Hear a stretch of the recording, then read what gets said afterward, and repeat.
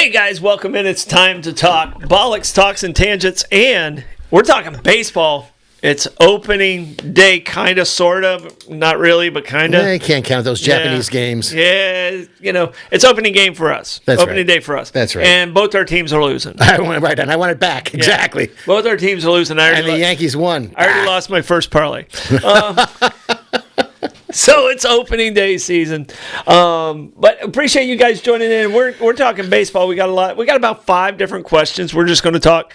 0 notes today. Right. No studying, just for my word origin, which is sort of moot, but yeah.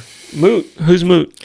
He played center field for the 68 Braves. Oh, I thought he was with the Durham Bulls, Moot LaRouche. No, that's Nuke. Oh. Nuke. Oh, okay. All right. Yeah. So, Lenny, how you doing, man? I'm doing real good, thank you. You got your Mets hat on? You're looking good. Happy to be here. It's a beautiful day. Baseball is back, baby. Opening day of baseball just kind of has a different feel to it. Up in New York. Like NFL, it's really big the first day of the season, but I think opening day in baseball is still it's excitement celebrated. Absolutely. I went to 8, maybe 9 consecutive Mets opening day games at Shea Stadium and then Citi Field, and for 2 of them, I had the Bob Uecker seats. Cool. Must be front row. Must be in the Brett row. It was fabulous. My father worked for a potato brokerage company after he retired. Mm-hmm. He was helping out some friends that he knew. And the potato brokers were friendly with the McGovern sod farm, which was a sod farm out on Long Island, where you grow sod. And they did the outfield for Shea and Yankee Stadium. So in exchange for their contracts, they also got tickets. Mm-hmm.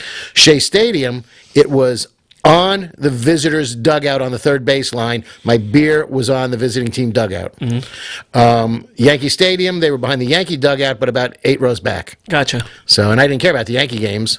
Well, I can tell you this. The ball game we're going to at Bristol at the Motor Speedway. Yeah. Our seats are so far away. Bring binoculars. But there's no real good seats there. It's not built for baseball. It's not built for baseball. I'm anxious to see how they're going to handle the screens. I was going to say, big screens? Aiden and Blake's eyes are going to be fine. Right. I'm not going to be able to tell, if it's Babe Ruth up there or if it's, Ellie De La Cruz. Oh, come on. You can tell the difference. It's not either from that far away. Well, it's either Babe Ruth, Ellie De La Cruz, or if it's not Babe Ruth, then you're going to be looking at, like... I don't think I'll be able to tell if it's the Philly guy.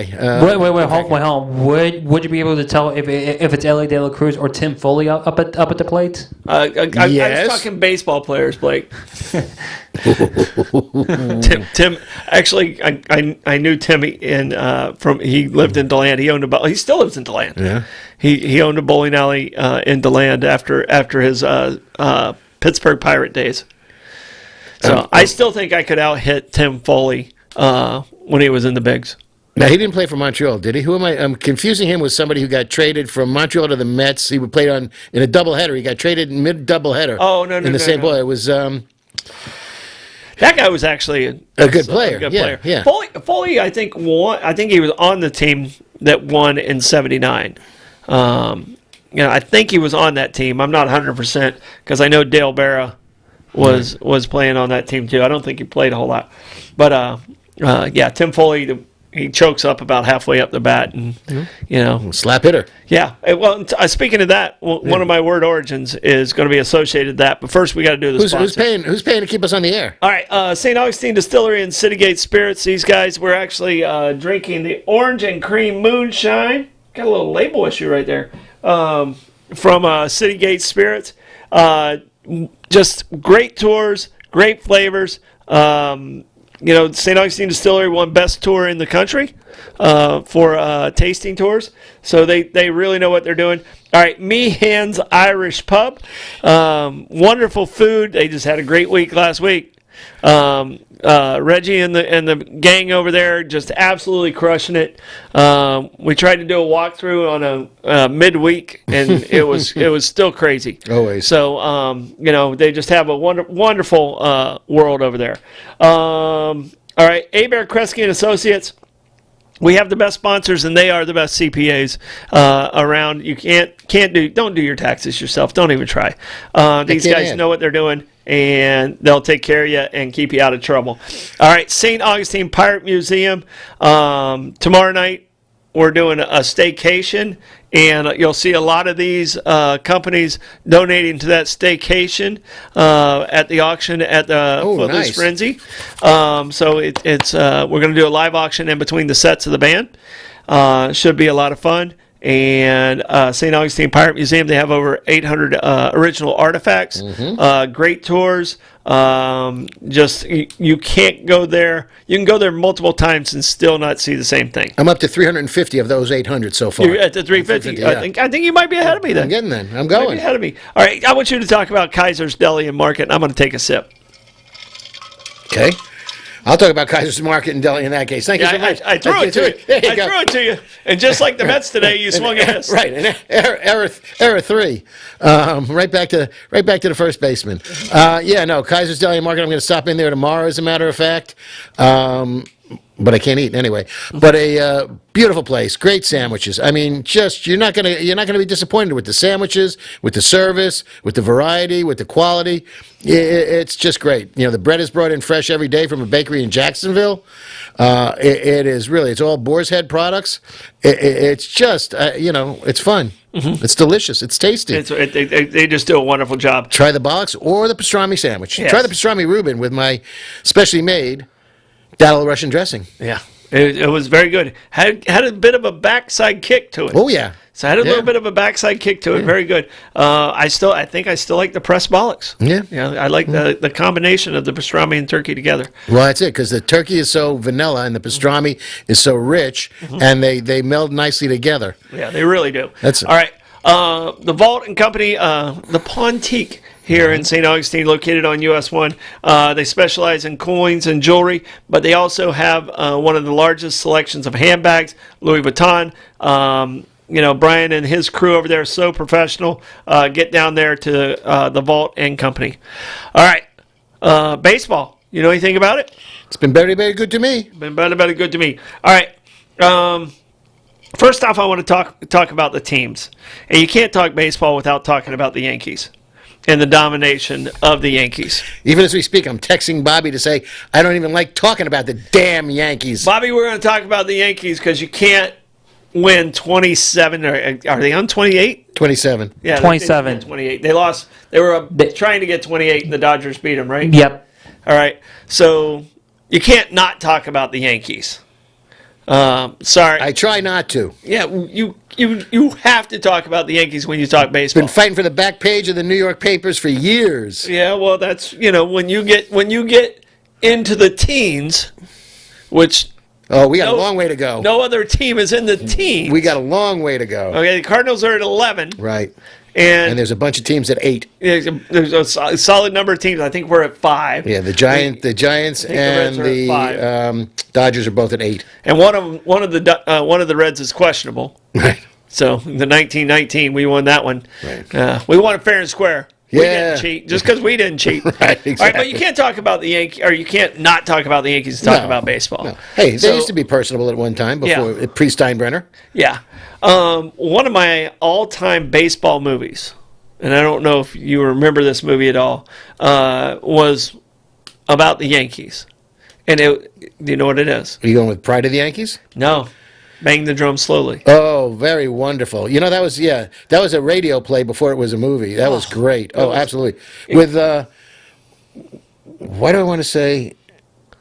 Oh, I'm going to look that one up because it was great. It was a teleplay. It was like De no. The You go back to movie. that was In the back. movie, it was De Niro. Yeah, I think it might have been Paul Newman.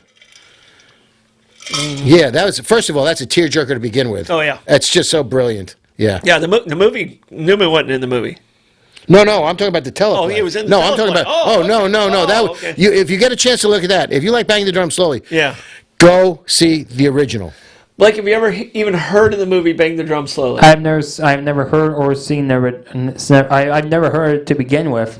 Yeah, I'm telling you, as far as a baseball movie goes, it's and there's some great ones. I love Field of Dreams, Yeah, but I mean and that's I like The Natural is one of my favorites all I time. love Field of Dreams, and I felt like Field of Dreams was more of a father-son struggle than it was a baseball movie. But I still love the movie because I think Costner was amazing at that time. I think he still is. But Bang the Drum Slowly about the Yankees was absolutely amazing. I like 61. Billy Crystal. Pride of the Yankees. Yep. So we're going to do some Mount Rushmores, and I want to get the Yankees out of the way, okay? Because the Yankees are their own entity altogether. You get 4 Yankees to put up there.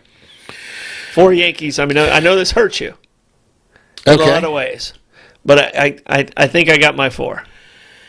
Goose Gossage, Thurman Munson.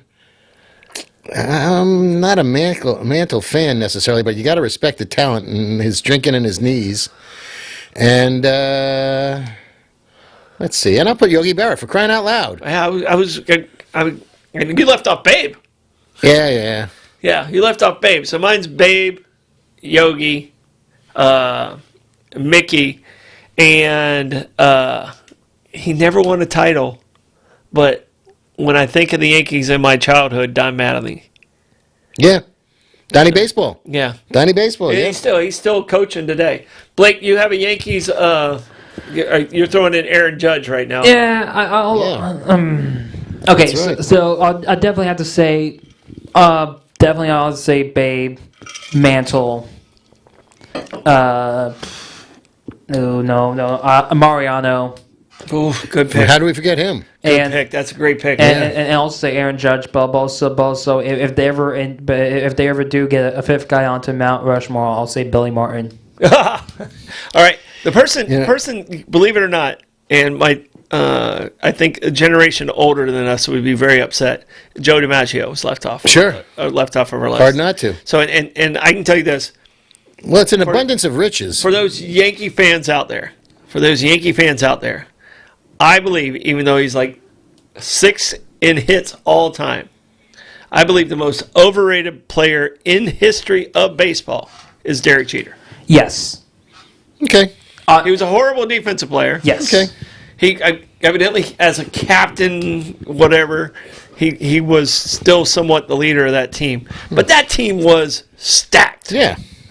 And he was never the best player on any team he ever played on. He was a big.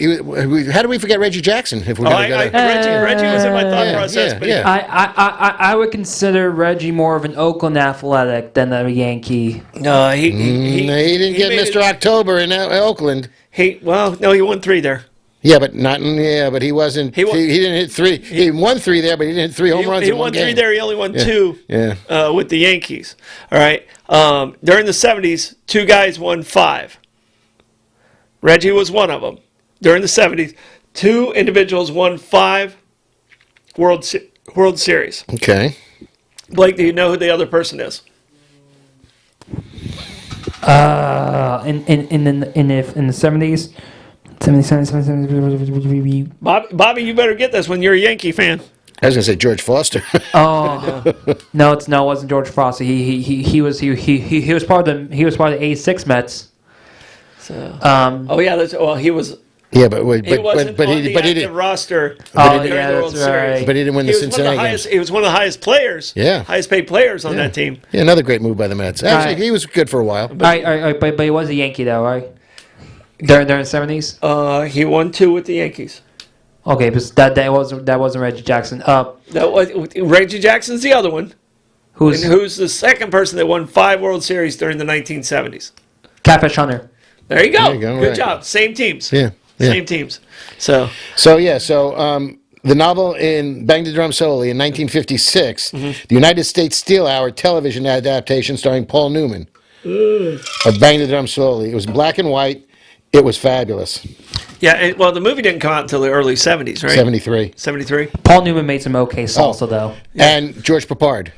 Oh, okay. Oh, and the other one. He played Piney Woods. Gotcha. No, hold on, but I just realized we totally forgot about the greatest Yankee of all time, Dave Winfield. Dave Winfield could be one of the greatest athletes of all He'll time. always be a Padre to me. Yeah, Mr. May, though. He is a Padre. All right. So we got the Yankees out of the way. All right. Game We haven't done our Word origins, yeah, no. All right, you want to go first? You want me to go first? Sure, buy me some peanut and Cracker Jacks. Okay. If my team don't win, I ain't coming back. Be that as it may, as I paraphrase, take me out to the ball game. So Cracker Jacks, well, if you're a Cracker Jack, you're a person or a thing of marked excellence. If you're Cracker Jacks, you're going to get all sticky with your hand because they were around since 1896. Yes. The first junk food. And it's, candy-coated peanuts and caramel corn. It seems like something that would be introduced at a World's Fair. Yeah. Well, I don't know that it was.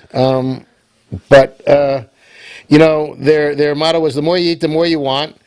And they used to have a prize in every box, which is why those of us who are savvy would open it from the bottom, which is, by the way, where all the peanuts ended up anyway. Well, that's what we did with cereal, too. Yeah, get the prize. Yeah. The decoder ring was very, very good. And they were great. They were cute little toys in there until 2016 when they went away with toys, and then they started putting in tattoos or a baseball game, and now it's a QR code to get to a baseball game. Thank you, helicopter parents, for making their kids use iPads instead of actually having fun with other objects. Yeah. Blake, go outside and play. Being creative. Right. Use AI all the time, I guess. All right. Mine is a Texas Leaguer. All right. And it's, Blake, you know what a Texas Leaguer is, right? No. All right. I hit a lot of Texas Leaguers during my career. My strategy was to hit the ball where they ain't. That's it. It goes back to a minor league ball player, and his name was Ollie Pinkering. Ollie Pinkering. And he played in the Texas minor leagues. And Ollie was famous for hitting little bloop singles or hitting dying quails or hitting the ball has eyes or some of those. But a Texas Leaguer is a little bloop ball that lands between the outfielder and the infielder, not hit hard. They worried so much about velocity and all that stuff right now. But Ollie one day went 7 for 7 in a minor league game and hit all Texas Leaguers. Wow. So it's a little bloop single. Everybody in today's baseball, they don't care about putting the bat on the ball. They care about your average velocity. Exit velocity? Yeah, and angles. And that's why they're hitting 220 right now. Yeah. So we need to get back to old school baseball. But you're absolutely right. Cracker Jacks were introduced in the Chicago 1893 World's Fair. It just seems like a product that would be introduced in a World's Fair. All right. My next question. Baseball, and I pick on pitchers a lot. But pitchers are very valuable to the game. You're at game 7. Can't do it without them. You're at game, well, they start the whole play. Game 7. You're locked up World Series. You can only pick one pitcher to get you that victory. Who are you taking throughout the history of all of baseball? Who are you taking for your one pitcher? If he's healthy, Jacob deGrom. Jacob deGrom, the Lamb boy. If he's healthy, yeah, baby, Stetson, go Hatters. Well, no, he's I know, actual DeLamb boy. So deGrom. I mean, of all time, that's who you're going with. Yeah. Wow. He's a gamer. Okay. If he's Wow. if he's I healthy. did not see that one coming. If he's healthy. Yeah. And he's an absolute beast. Yeah. He is an absolute beast, and I'm not taking that away from your answer in any way, shape, or form. He won, 2 Cy Youngs? Yeah, 2 Cy Youngs. Yeah. Yeah. 4-time All-Star? Yeah. And what was the other Stetson kid that won Corey Kluber. Yeah. Kluber won. And I think they were back to back. Yeah. I think they were. It might have been a year in between, but I thought they were back to I back. think they were different leagues, though, weren't they? Yeah, one was American, one was national. Yeah. DeGrom won it with the New York Mets. Yeah, Mets. Yeah. So DeGrom. Wow. Yeah. You see, I thought you were a Seaver guy. If in my brain, I was like, going with Seaver. I love Tom Terrific. Who are you going with? All right. So Game 7 on the line. If it doesn't matter if it's against the Dodgers, it doesn't matter if against the Mets. It doesn't matter if it's Game 7 against the aliens with the death beam pointed at Earth. Give me Raisel Iglesias. No. He's your son. I'm kidding. He used to be your son. I'm kidding. Really wants to move out. I can feel. I'm kidding. I am feel kidding. he wants to move out. Well, he's just making it easier for you when he goes. Yeah. It's Randy Johnson. It's Randy Johnson. I'm being Randy Johnson, yeah. beast. Yeah. So Randy Johnson was actually in mine. DeGrom wasn't in mine, but I like the love for the Met. He's a gamer. I like the love for the Met, and my guy was just slightly ahead of my time. But everything I saw about him, he looked like he was always in beast mode, and that's Bob Gibson. Oh, yeah. He's always in beast mode, and Randy Johnson to me, I hit left-handed. If he jammed He's scary. If he jammed me, there's no way I'm ever going to hit him. I'd try and bunt away from him. That's what I did against good lefties. Against good lefties, I bunted. I have an autographed Randy Johnson ball at home. Do you? Yeah. Yeah. Does it have any feathers on it? No. Oh, no. Okay. But Bob Gibson's he looked like every video or everything I saw was in beast mode, and all the greats respected him. Oh, yeah. Koufax was another one, but I mean, right, you got Koufax. I don't think Koufax lasted long enough to. Well, I'll come a generation after them, and I'll go Greg Maddux too. Greg Maddux is incredible. To me, he was an artist. Exactly. That's I was going to say he's kind of the professor, but he was a practical joker. Yeah. And he played for the Braves. Chipper tells a story about Maddux and him constantly doing stuff in the clubhouse, and he talks about Greg on the off days. He'd go out and play golf with the guys and stuff like that. And in clubhouses, and a lot of people don't realize this, they do your laundry for you, and you have sanitary socks, and you have a pile of socks in the middle of the clubhouse. Have you ever heard this story? No. All right. Have you ever heard this story, Blake? I believe I have, but please tell the people. All right. And Chipper was early in his career, and Chipper's actually the one that told this story, so I'm not taking it from anybody. But you grab your socks, you put on your socks. Well, Maddux had been playing golf all day long. He walked by the sanitary sock bin and took it and wiped his ass with it and put it back in. Chipper happened to be the winner that day and got that sock. And as he pulled it up, he said I had a strip of bacon on my sock.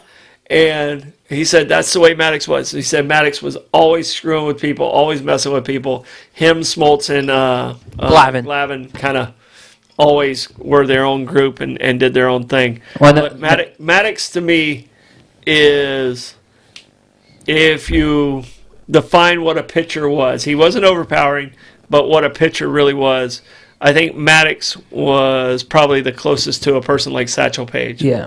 Yeah. Throw it where he wanted, anytime he wanted, and there wasn't a damn thing you can do about it. But don't forget about the fourth Abare pitcher. That was wasn't Steve Avery. Steve Avery, a lefty guy. But my guy got to get a win. And my top three, and your guy that you said was number 3 on my list. My guys was Bob Gibson, Clemens, and then Randy Johnson. How do you feel about Dave Stewart? Dave Stewart. Pulled that brim down low. You couldn't see his eyes. I think it was intimidating, but I think he pretty much got his ass worked by the Cincinnati Reds. And they got swept. He lost 2 of those games. Oh, sorry, Dave. So he won the game, the Earthquake World Series, and I think he might have won MVP of that one.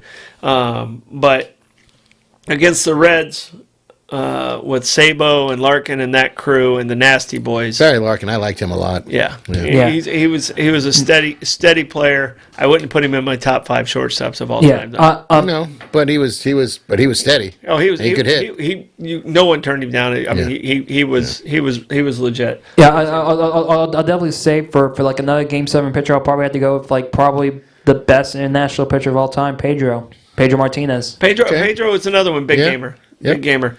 I'll keep a Dodger in there too with Don Drysdale. Drysdale was he'll pitch in. He'll pitch you inside. Yeah, no, he liked to play a little chin music. He'll move you off the plate. All right, Here's the other question, and we talked about it a little bit on the show. I did give away my answers. People that are living players. Okay.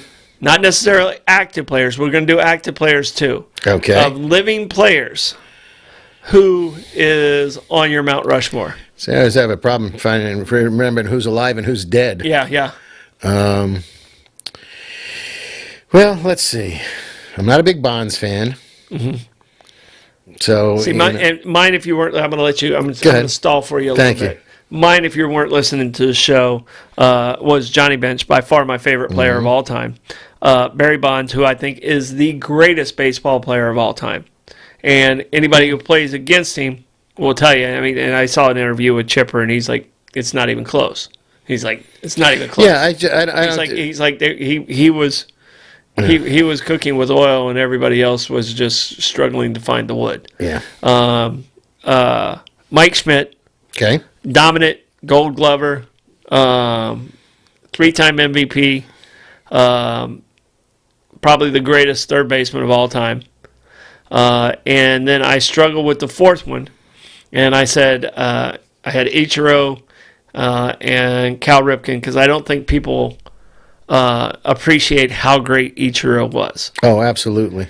And if you ask a Yankee who was better, Jeter or Ichiro, and it's not even close. Right. It's Ichiro. It's not even close. And that's not counting what he did in Japan before he came here. Yeah, he would have broke Pete Rose's record if he had started playing here immediately. So I believe Ichiro started here in when he was 27. If he was started when he was like 22 here, but he started those two started at like 19 there. Yeah, that is he's 1%. Didn't he win 6 batting titles before he came here? I think it was like 4 or 5. But yeah. Oh, that's horrible. Plus he used to be a pitcher as well. Well, he could throw 90 miles an hour at the age of 46. I mean, this guy is an absolute beast. Yeah. And some of the things he could do on the baseball field didn't seem possible.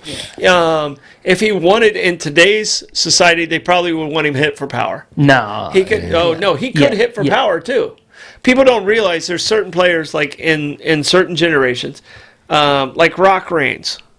I took batting practice with Rock Raines. I still see him playing in the ivy in Wrigley looking for the damn ball. Yeah. Don't check his pocket. Yeah, Rock Raines. Well, that's where the rock came from. But Andre Dawson pretty much saved Rock Raines' life, and I think Rock's second child is named Andre. But Rock, 5'8", single. You think of him as a stolen base guy and a singles guy, but I took BP with this guy. If he wanted to hit for power, he could have been a legitimate 30-30 guy, but he wanted to score runs, and I'm glad he is in the Hall of Fame. And you know what that is? That's a team player. Yeah, 100%. Yeah, 100%. It's not about my next contract. Right. It's about how can I make my team better. Okay. I think of guys underrated players. I think of guys like Willie McGee. Okay. All right. You remember Willie McGee? I do. All right, Blake, you remember Willie McGee? I heard the name. All right, you can Google his stats right now. I have a friend of mine who named his dog McGee. From the Cardinals, and I think he went with the A's. He won a couple titles, I think, with the Cardinals. Willie McGee did what it took to win the game. Pete Rose did what it took to win the game.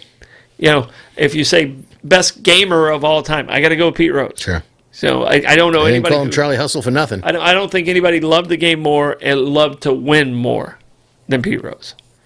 But my fourth guy is Ichiro on my of living players over Cal Ripken. Not active. Okay. All right. So we're doing living, not active. Yes. All right. So I'll do Thomas George Seaver. Okay. Whoa, wait. I can't. Wait, hold on. He's dead. Tom Seaver's dead. He died 2 years ago. Oh, I keep forgetting that. You see, we both have Alzheimer's. Yeah. All right, well, I'll save him for my dead list then in that case. So I'll put Mariano Rivera. Well, that's a good pick. I didn't put a picture in there. Yeah. I know but he's the best in the business. He's the best See, I got more dead guys He's then. he's by far, like, some people argue about the Johnny Bench being the greatest catcher of all time. They're wrong, but they have an argument. Right. Okay. There is no argument on who the greatest reliever of all time is. Without there question. There is no if you argue any other pitcher Right. as a better reliever than him, you're just wrong. And if you Billy Wagner. Wrong. if you get the Baseball Writers Association agreeing on something like that, And one guy didn't vote for him. One guy didn't vote for Ichiro. Why? right? And somehow thankfully we were not close enough to. Thankfully we were 3 off from getting Derek Jeter unanimous. That would have been hell. See, that's incredible. All right, so you got Mario, which I think is a great pick. And Yeah. So we're doing live, not active. Yes. So I got Mariano. Live. Yeah. I got to remember who's alive now because half of Tom mine are Seaver's dead. not alive. I know, so I'll move him. I'll move him to the dead. I'll move him to the dead Nolan pile. is alive. Alive, and he won with the Mets. Yeah, Nolan was great. He won a title. Walked a lot of people though. Yeah, but he also has it's more a record no hitters that'll never and be one broken. hitters and exactly. The record will never be broken. Let's see, there's somebody else I just thought of too. I'm a big fan of Steve Carlton, but I'm not putting him on that list. Steve Carlton, if he played for better teams, possibly could be one of the greatest pitchers of all time. Yep. You never got to really see him pitch. He was when he was on, and he extended McCarver's career. Oh yeah, unfortunately. Yeah, lefty. I don't like McCarver. Hey, wait, hold on, Dave. So you don't like them? You don't like Tim McCarver? So you agree with Dion dumping the water on him? Yeah, 100%. 100%. Stop picking on my broadcaster. Yeah, well, no. Hey, hold on, you're a broadcaster? He said McCarver, yeah. McCarver said that he didn't deserve the money. That's for no man to say about another man. Right. So. All right, so I got Mariano Rivera. I keep forgetting who else, and I'm Tim McCarver? Oh. No. Tim McCarver's dead. Frank Robinson. He's still alive. Yeah. Is he? Frank Robinson? I think he's dead. He's dead. My dead list is going to be solid. It's going to be solid. I got Seaver. I got Satchel Paige. Yeah. I got Frank Robinson. You can say Mike Piazza. I didn't want to tell Barbara Jean that Kirby had passed, but Kirby Puckett. Kirby passed a long time ago. She figured it out. We're reaching 20 years now since his death. Tony Gwynn might have been on my list, but he's gone Dead. too. Recipes. Yeah, so don't say Tony Gwynn. No, I'll just say Don't do my dead dead. list. But I need one more guy who's alive and not active. You have Johnny Bench in there or no? No. You don't have Johnny Bench? Oh, I save him for you. I leave him for you. You still You can still have him on your claim him. list. Okay. Claim him. Easy with the peer pressure here, Reds man. Lenny. What about Jackson? Reggie Jackson. There you go. I'll take him for sure. Okay. Yeah. Sorry, Blake. We're going to go back and forth here because Lenny's struggling. All right. So I just don't know who's alive or dead. That's why I don't do dead pools. All right. So my number 4 guy would definitely have to be Ichiro. For doing like so much in a short period of time, it's just like incredible. And a gentleman at that. Yeah. Indeed. Yeah. Plus, Class act. unfortunately, he was a Yankee for a bit. So. Hey, he was a Marlin. He was a Yankee. Mariner, but we'll always remember her as a Mariner. But although though, it will be awkward. Like who takes who retires 51 first, Ichiro or Randy? See, that's a tough one. That's a tough one too. And another person that could be on this list, and he was on my short list also, is King Griffey Jr. I was going to say Junior. That's what I'm waiting for. Kid's Yeah. on my list. Yep. So, and if you're a Cleveland fan, tell me. I mean, is it? So, all right. So keep going. All right, so you have Bonds or you don't have Bonds? I do have Bonds. Okay. I was trying to go in order. Oh, okay. Who's your 3? All right, so my number 3 is Randy Johnson. I think the most intimidating pitcher of all time. That slider is just phenomenal. The fastball that he has, plus him killing a bird. I call in sick. Plus him killing a I'm bird. telling you right now, it's like I see and go, oh, Johnson. Ooh. Yeah. Hey. I get a little back. Yeah, I don't want to stand in against him. Yeah. Do you guys need a knuckleball pitcher? Yeah. I can go in the bullpen. Yeah. Who's your number 2? Number 2, I'm got Albert Pujols. Since Not a terrible one either. since he is now retired. He is now retired. Yeah. So I mean, you have your 2 and 1 now, or were those your 2 and 1? Oh, I thought I ran through everybody. No, I mean, I think you only gave us 2. I thought I You knocked gave them us off. dead people. So I'm back to being alive again? Yeah. All right. I need people. I that got are Mariano alive. Rivera, Yeah. Reggie Jackson. Yep. He's still alive, right? Those are your two. All right. We think Frank Robinson is dead? He's dead. Yes. Damn it.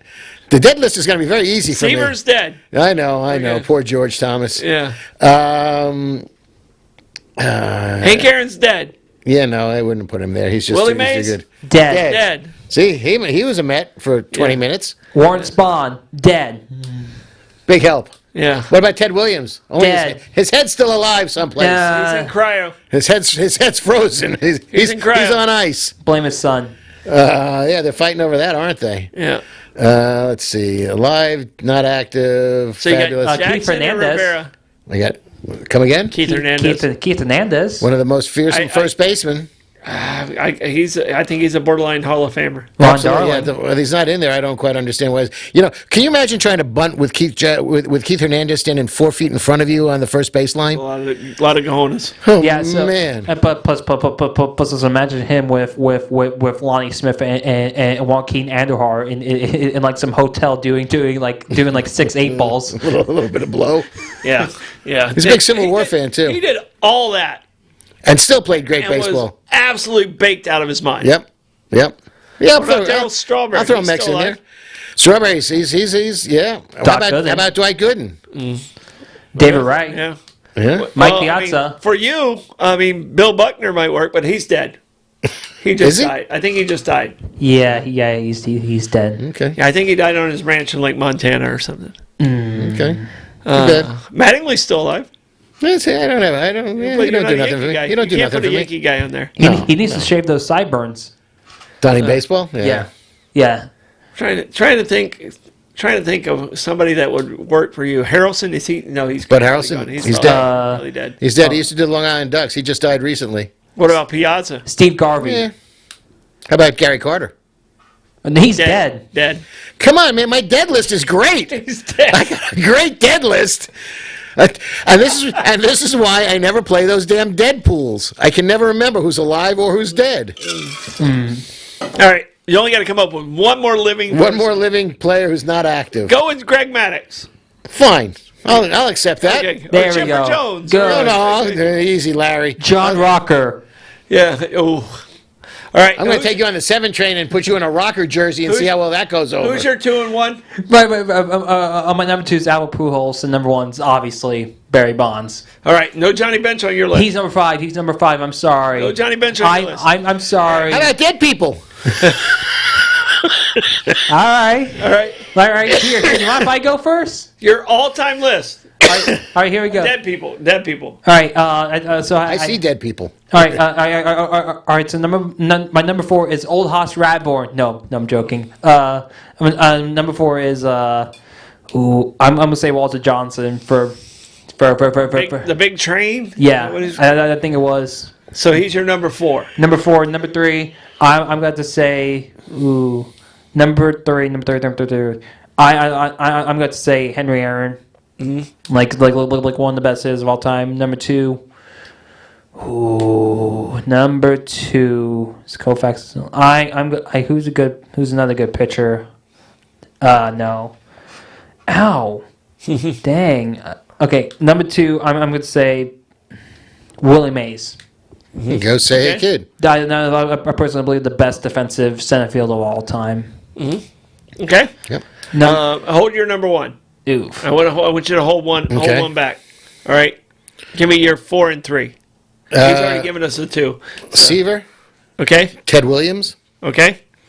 And we're gonna One more. no. You're gonna hold. You're gonna Okay. hold there. All right. And my 4 is Mays. All right. And my 3 is Ty Cobb. I just gotta respect that. All right. So who's your 2? My 2 is I'll go Frank Robinson. He needs some respect. Yeah. Player, manager, All right. barrier breaker. I don't know why we're not talking about Jackie Robinson. Is Carl Yastrzemski still alive? Yes, he is. Is he? Yes. Okay. Yeah, I he's know, still I know alive. his grandson is playing for. He was playing for the Yeah. Giants What's for a it? while. Mike Yastrzemski. Is that Yeah. his grandson's name? Mike. All right. Yeah. Because he could go on our living players too. Okay. Yeah. So All right, so you went with who? You went with Frank Robinson. Giving some love for Frank Robinson. Yep. My number 2 is Babe Ruth. Okay. So, all right, who's your number 1, Blake? My number 1, I think I'm going to say Ted Williams is number 1, the greatest hit of all time, and I will say controversially though, like because I think the same year Ted hit like 406 was the same year DiMaggio won MVP because of his 56 game hitting streak. I think a lot of people now, like younger people now, agree. Like, hey, you hit 406. That's definitely much more impressive than just saying like basically just saying like 250 over 56 games. Okay, he ended up hitting about 350 that year. Yeah. So let's be clear. In 56 games, I had a really long hitting streak my senior year, and let me tell you, to keep the streak alive, there's a lot of pressure. A lot of Texas leaguers in there. There's a lot of Texas leaguers. There's a lot of the ball has eyes and things work in your favor. 56 games is probably one of those that's never going to be broken, and I don't know if we're going to see another 400 hitter. The most impressive thing about the 406 is he played a doubleheader the last day of the year. Did you realize this? And nowadays they would sit out. All right. He was hitting like 399. He went 2 for 3 in the first game, and he went up to 402 or something like that.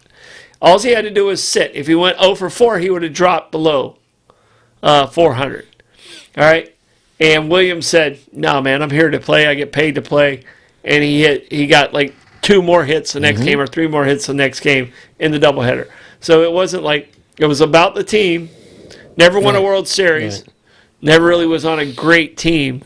But Ted Williams, I put him as one of the greatest hitters, but he didn't play defense for shit. But also you can also blame Germany for took him out for Korea. And Korea as well. Yeah, he lost time for Germany and Korea because he won an MVP before he went into World War II, and he won an MVP immediately getting back from World War II. So Ted Williams is an absolute beast. He's a badass, but he never played defense. So didn't have to. He just kept hitting. All my guys are. Yeah, I mean, Babe Ruth. Can you imagine what he would have done as a designated hitter? I think it was him that said when he was like 60 years old, they asked him, what he'd hit against like today's players, and he said he hit probably about 300. And they're like, wow, you think the players are that much better? And he goes, no, I'm 60 years old. Exactly. So all right, who's your number 1, Blake? Number 1 was Ted Williams. Ted Williams. Okay. No, Bonds didn't make your list. What? No, Barry Bonds is still alive. Oh, okay. On the dead side. Okay. He sees dead people too. On the dead side. Okay. Hold on. Pre-1996 Bonds may be dead because of all the steroids. I'm going with the phenomenon Satchel Paige. Satchel. Okay. All right. I can get behind that. Yeah. I can get behind that. He was pitching until he was 75. Yeah. He went 3.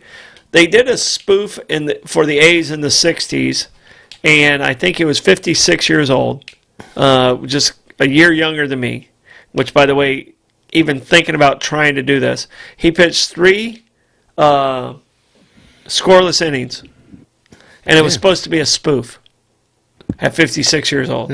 Yeah, that's amazing. No, absolutely. It's absolutely amazing. And my guy, and I think you guys can't really deny this, he has a 1,000 on base percentage. Eddie Goodell. Tough strike zone. Yeah. Tough strike zone. You know who Eddie Goodell is? No. He's the dwarf that played for the White. Oh, Charlie Finley. I'm a marketer. Play for the White Sox. I remember now. He had one at bat. No, hold on. Did he wear number 1/4? I think it was something like a quarter or a half or something like that. So Eddie Goodell. Yeah. No, my number 1 is to me, and Yogi's in there and stuff like that. Yeah, Barbara Jean and Bobby are asking for Yogi. Little love for Yogi. Yeah, I do love me some Yogi, but Yogi won 3 MVPs, and he probably was the heart and soul of the greatest dynasty in baseball history. So, I was going to go with Mantle, but I'm going to go with Yogi. I am going to go with Yogi. So I'm in restaurant school back in the very, very, very early 80s, 1981, late 80, 1981. And two guys, Bill Lederman and John Lowy, were huge Yankee fans. Gotcha. Now, Bill Lederman was David Lederman's brother of David's Cookies. What a dick he is. Not Bill. But they opened Mickey Mantle's restaurant. Oh, okay. Yeah. Right there across from Central Park? Central Park South, yep, Yeah. absolutely. So that was really we pretty ate great. There. Blake, how old were you when the first time we went to New York City? I was 10. Huh? 10. 10? We ate there Yeah. 14 years ago. And this was like, for these guys who grew up as Yankee fans, to be able to open a business with Mickey Mantle and deal with Mickey Mantle on a regular basis was just a dream come true. So they owned the New York Restaurant School at the time and Mickey Mantle's. And they were going to open one out in L.A., and it never came to fruition. Yeah. So- Well, they probably should have went with Duke Snyder there. Yeah. All right. Influential people in baseball. I have Jackie Robinson as number one. Sure. Who do you have as the most But influential can you person? do Jackie Robinson and 1A, Branch Rickey? Branch Rickey? Yeah. I mean, because you wouldn't have Jackie Robinson without Branch Rickey. Yeah. Yeah. Who do you put? I think all of us would have Jackie Robinson in the number one Yeah. spot. Yeah, 100%. Who do you have in the number two spot as most influential person in baseball, in all of baseball history? You got it. I'll probably say number 2, Minnie Minoso, for being like the first international star that we had, because without him we wouldn't have like other international stars coming in. Yeah. Okay. I mean, I can understand the logic with that. Because I think like immediately afterwards, like then we had like Roberto Clemente come in. And I don't know why I didn't put him on my dead list. I've been thinking about him all day. Yeah. I was going to go big strong with Roberto Clemente, and I forgot. I'm going to give you a choice of Kennesaw Mountain Landis or Bowie Kuhn. Okay. Well, I think did Bowie Kuhn live in St. Johns County? I think Bowie Kuhn lived in St. Johns County. I think he was the first person to sell his house for $1 million in St. Johns County. Very nice. Good for Bowie. So, but you put him above. Well, I guess you have Branch Rickey, and the same with Jackie Robinson. Right? Yeah. No. Yeah. Absolutely Kennesaw not. Mountain Landis. And mine, I think, is not as a player, but what he stood for and what he did, is Kurt Flood. Okay. So, Blake, do you know why Kurt Flood's... Because he helped start the concept of free agency in baseball. Correct. So I think that's where I'm going to go, because I think that really, really changed the game. Absolutely. Okay. And I think that's where I'm at.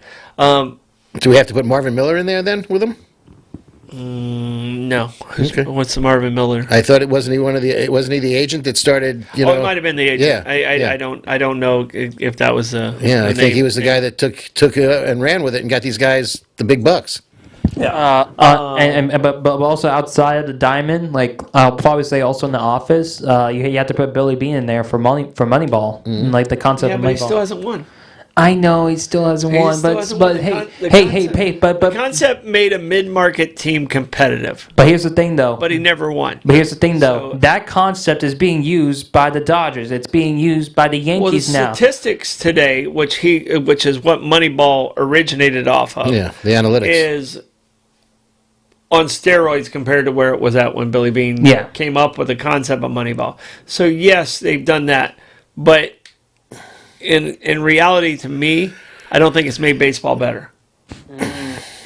Because basically you are you just saying like you don't want to see like mid-level players just be good and then get wins. You feel like you need to have like superstars on your team. I'll give you an example.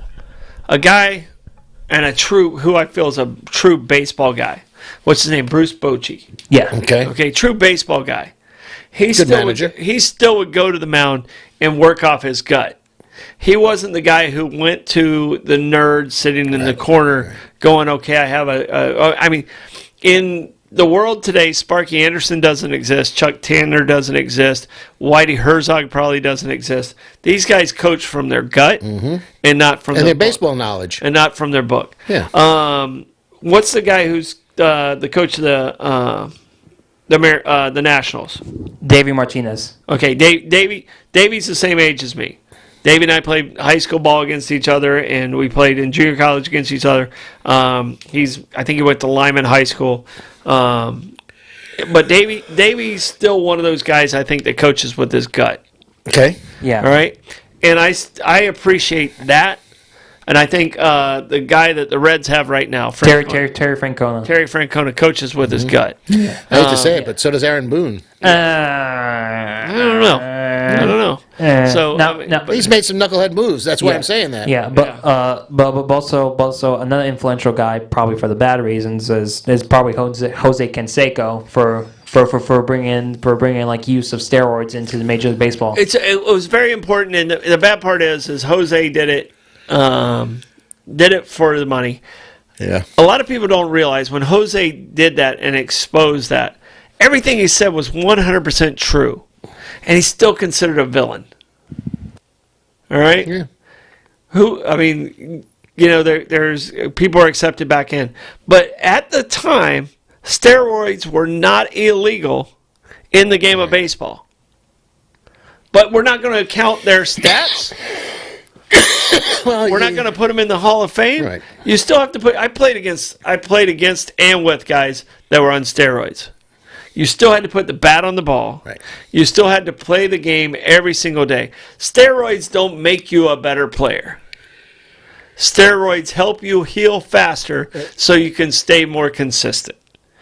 Barry Bonds is the greatest player of all time, in my opinion, and I don't think there's anybody close. But we can still agree though that steroids do help you bulk a little bit of muscle though. So Sure. It's because your recovery time is better. Yes.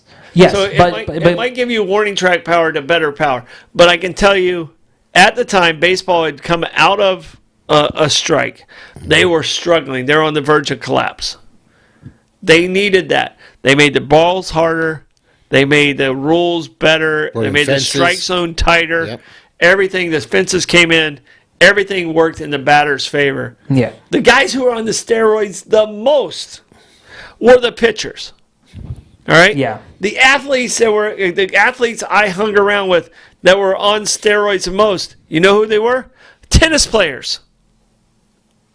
People, you don't hear about that scandal. Tennis players, think about what they do. They play for 5 hours freaking straight. All right? They do a 5-set. Use every core muscle in their body. They need recovery time. A pitcher is throwing 90 miles an hour for 100 pitches. You know what that tears your body apart? Mm-hmm. A batter might hit 4 times a game, sometimes 5. Might have 4 plays go to him a game. Stands out there with the daisies. Doesn't tear up your body. The thing about baseball is the reason you have to have steroids is you play 162 games. I think that started in 1962. Good job. And the other sports, football now plays 17. And they're pushing for 18, go figure. And the other sports like basketball plays 82. Okay? All of them take a lot of beating on your body. But you add in those extra 80 games. Can you imagine if you played 162 games of basketball? Their bodies would completely fall apart. Mm-hmm. Yeah. These guys, their entire living was being able to perform at the highest possible level. And everybody's hating on these steroid guys and stuff like that. We forced them into that. Yeah. Don't be mad at them because of what we created. And to a degree, there were so many people doing it that it was almost a level playing field anyway. Yeah. And the problem is the guys that were on steroids that people really dislike. Clemens. He was an asshole before he was on steroids. Mm-hmm. Kurt Schilling. Bonds. He was an asshole before he was on steroids. Mm-hmm. Kurt Schilling, he was an asshole. He's still an asshole. They're all still assholes, by the way. Yeah. You don't stop doing that. Yeah. Palmeiro, asshole. Yes. And that was the problem because he couldn't get along with the sports writers. Right. Now, A-Rod, I think he got along with the sports writers pretty good. I definitely do think like post first bust. Like 2009. That's when he started to turn on sports writers a little bit. But I definitely do think like A-Rod's definitely much more favorite better than Bonds. I think Mark McGwire, even now admitting that he lied to Congress, and then did like a whole 60-minute interview with Bob Costas, is much better favored than Barry Bonds. I think McGuire was a good dude. I mean, Canseco, I know Canseco. I played softball with Canseco and against Canseco. He's actually, of the brothers, he's the good one. Okay. His twin brother, Ozzy. Yeah. All right. Now, And Ozzy went off the juice one year, and he got down to like, I mean, they're about 240, 250, these guys, and they're about 6'4". Ozzy went off the steroids, dropped about 190. All right. Next year he's back to 240. You know, he's out of the league by this point. Right. He got some type of something where he couldn't do it. He couldn't use it. But Ozzy was a player. Ozzy was a legitimate all-star. He was an MVP, and if he could play any defense at all, he could have been on some of these lists that we're talking about. He was the first 40-40 guy. When I played with him, it was the team's name was 40-40. I don't hate on people that play. I grew up in the steroid era. I mean, you can tell by me. I'm so buff. Yeah. But you still had to have the skills to play the game. But going back to that though, do you think Barry Bonds would have reached 2,000 hits if he didn't have steroids? Here's the thing about Barry Bonds, and if people don't understand this. Barry Bonds loved to win games. If Barry Bonds would have swung at bad pitches, he would have had 2,000 hits. Barry Bonds there's no person ever to play the game of baseball that had a better command of the strike zone than Barry Bonds. I mean, if we counted, there was one season, if you just counted his walks against his at-bats, he would have hit 300. That is ridiculous. Absolutely ridiculous. And he still hit 60 home runs that year or something like that. Yeah. So, and if you talk to players that play against him, they say it's not real. And that's taking not real consideration that pitchers were pitching around him. Yeah, that's what I'm saying. He got 5 pitches a week that were good. Mm-hmm. You know, where there was a situation where a walk didn't make sense. And he had to take every possible advantage against it. So, yeah. I mean, when you're intentionally walking Bonds with the bases empty, when the only threat to score a run is him, and you're still putting him on first base, it's like, nope, I don't want to face you. Yeah. Right. No, and the hardest thing to do in all of sports is hit a baseball. Mm-hmm. Now it's harder though, hitting a baseball or hitting a softball. Oh, hitting a baseball. Well, fast pitch softball is a different level. I never understand. Like great fast pitch softball players, like Eddie Feigner and Dudley and some of the amazing softball pitchers of the world would crush every baseball player in the world. Yeah, I mean, but you also said about Eddie Feigner, the king in his court, though. But you told me multiple times that Eddie Feigner wasn't the best player at the time on the king in his court, though. Well, it was a guy named Rich Hoppy, but Eddie was 65. Right. When I got to meet them and hang out with him, so he was already. But the rest of his body looked 5-year-old, and his right arm looked like a 30-year-old. Yeah. But we're talking a guy who probably struck out more human beings than any other human being that's ever lived. Now, did he bounce it off his thigh? Because what fascinates me is if you watch women's softball, collegiate women's softball, and there's some phenomenal pitchers there, they all tend to bounce the pitch off their thigh, and I can't understand how they don't bruise themselves. Eddie didn't bounce it off his thigh unless he was throwing a changeup. He would slow his own arm down when he was throwing a changeup. Probably the most amazing thing that I saw Eddie do, and he didn't do this in his older age. So when I was with him and around him, he pitched from his knees in his younger days, and he still could throw over like it was from 42 feet away. He still could throw equivalent to about 100 miles an hour underhand. He would pitch blindfold. He would pitch from second base. And you only hit if he wanted you to hit. Well, by the time I got to meet Eddie and my dad played against him but in his prime. But by the time I met him, he was like in his 60s. So, and I was 22, 23. But Rich Hoppy was a Canadian guy who threw underhand, who made it to AAA with the Cardinals organization, almost pitching underhand. Yeah. So the only problem is when somebody actually did get on base, it was a problem. Yeah. So Get a run on him. So, but no, you know what? We're at the end of the show. So. All right, we got to tell you because we didn't go back to our sponsors. We got locked in on baseball. You guys go over and support the Vault and Company, the Pontique on US 1. Go see Brian and the crew. Kaiser's Deli and Market. You won't be disappointed. I didn't make it there this week. I got to make sure I make it there next week. When I miss Kaiser's once a week, I feel like I've cheated myself. All right, St. Augustine Pirate Museum, Cindy and the entire crew, thank you so much for being a part of what we do.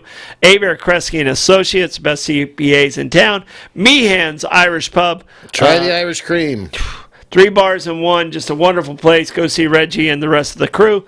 St. Augustine Distillery and Citygate Spirits. Appreciate you guys. We did the orange and cream moonshine tonight. Thank you so much from Citygates and the entire staff over there. Any last words about baseball? Yeah. Bobby brought up Bo Jackson, and I can still visualize him breaking a bat over his knee. All right. I remember that. But I tell you this, I saw Bo when he was with Kansas City in the minor leagues. They were playing at Tinker Field against the Twins. By the way, Barbara Jean, the Twins used to have a Double-A team in Orlando. They were playing against them. Bo from the right side, I hit from the left side. So I had a step or two ahead of him. From the right side, he had a 2-hopper to the shortstop. Not a high hopper. A 2-hopper to the shortstop and beat it out. And I thought it was the most athletic thing I'd ever seen in my life. And it was the most impressive thing I saw on a baseball field was Bo Jackson and some of the things he was able to do. I've seen him literally run up a wall to make a catch. Yeah, and we had guys on our team that would do that. They could run up a wall and run over, like someone stand against a wall, and they could run up the wall over top of a friend and another person. Never had the nuts to do it. Yeah. I don't know if I could have pulled it off, but I didn't have. Put this apple on your head. Yeah, I just never had the nuts to do it. But Bo Jackson, in that moment, I just went, he's different. Yeah. And he was different on the football field. Yep. He was different on the baseball field. Yep. If he'd have stayed healthy, there would not have been a question who the greatest athlete of all time was. Yeah. So, Blake, any final words? I'll definitely say center fielder is probably the second most athletic baseball position to play besides catcher. All right, shortstop to me is still the number one. The middle infield are the most important. Shortstop, my order: shortstop, center field, catcher, second base. Middle of the field is the most important part from my coaching world.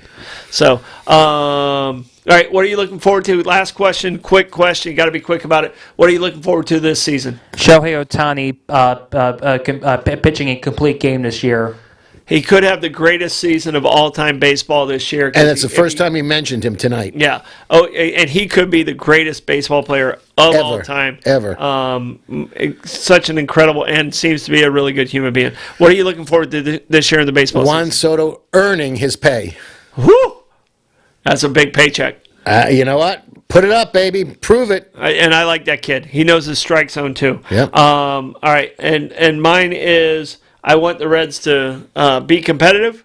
I want them to try and make the playoffs and surprise the world. So, all right, guys, thank you so much. This is Bollox Talks and Tangents. We'll see you next week. Goodbye.